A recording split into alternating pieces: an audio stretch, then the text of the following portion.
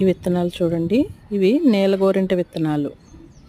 ఈ మధ్య దొరకట్లేదు, చాలా రేర్గా దొరుకుతున్నాయి. ఈ విత్తనాలు దొరికితే చక్కగా వేసుకోండి. ఇంచుమించుగా 7 కలర్స్ ఉంటాయి ఇందులో. ఇప్పుడు ఇవి త్వరగా జర్మినేషన్ అవుతాయి, త్వరగా మొలకెత్తుతాయి. ఎలా మొలకెత్తుతాయో మీకు చూపిస్తాను చూడండి. వేసిన వెంటనే ముందు కొంచెం వాటర్ పోసుకుని అవి కొంచెం నానిన తర్వాత దానిపైన కొంచెం వాటర్ బాగా వేసుకుంటే అవి చక్కగా నానుతాయి. తర్వాత దాని మీద కొంచెం మట్టి వేసుకోవాలి. లైట్గా మట్టి వేసుకున్నట్లయితే అవి